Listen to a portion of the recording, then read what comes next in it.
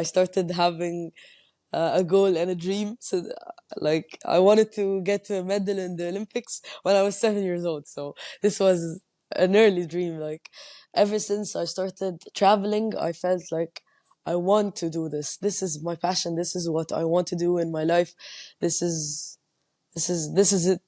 This is what's gonna be good for me. So I'm very happy that this is how I live life. Even if like some people say, okay, you don't experience like teenage years, you don't experience your because I never go to school. I don't have much friends at school because I don't go there at all.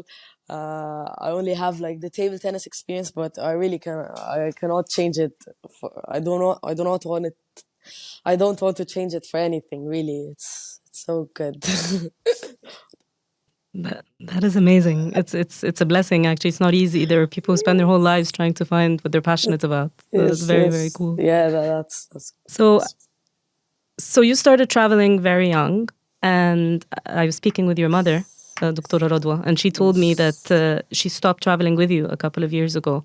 What was that yes. transition like? What was it like when you're suddenly now just traveling with your coach or teammates or something else? Like, Yeah. what was that difficult? Not really. For, before the first time I traveled without her, I felt like it was gonna be difficult and I was gonna cry and every day because I miss her.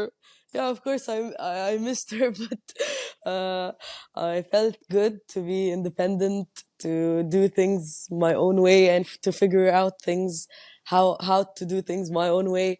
And I never ever counted how many times I traveled, but roughly like Okay.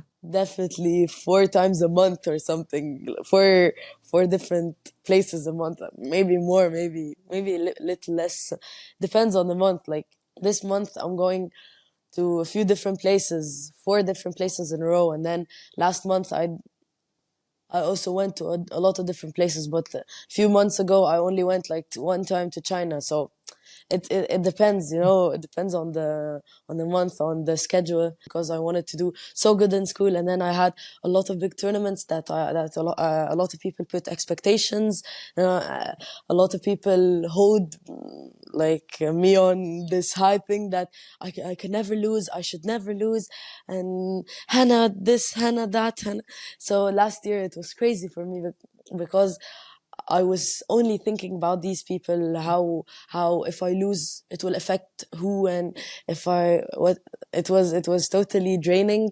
I was on a total low. I couldn't focus on table tennis. I couldn't do good in school. I was totally like, it was messing me up because I was so stressed. I wanted to do better in table tennis, but when I get into a good match, I never do good in table tennis because in the match because I'm stressed about what if I lose? What? So for me, what helped me the most, of course, my mental coach helped me so much in this.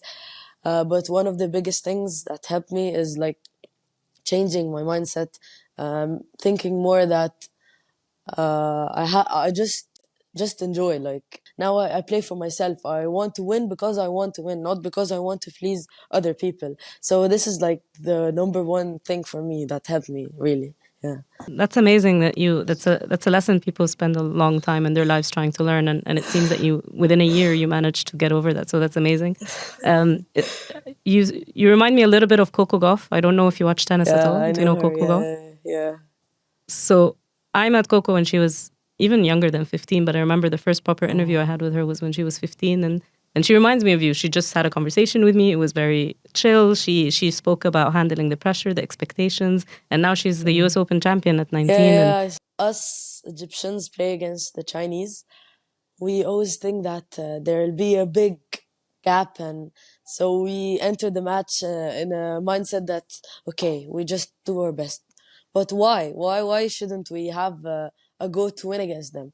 Why whenever you tell anyone, okay, I want to win this match, they just keep joking. This is one of the worst things we have. Like us Egyptians, us as a table tennis team, we are very good. Like if you saw, we have like us as a girls team, like Dina, me, there's also Mariam, Yusra, Marwa. we are a good five team. Like whenever each one of us plays so good, if we always do that, we're gonna be so good as a team. So where does the Yeah, motivation come from? just the fear of being a loser. I never want to be a loser. I always want to win in anything, in anything. So this is, I Okay. think, I'm motivated by the fear of being average. Wow, that is amazing. It's amazing that you can pinpoint it that way. It felt so good to win this tournament. I really wanted this tournament, and then I fell. It was my first time to like have this reaction inside the table tennis court, and I fell, and then I was crying because I was so scared.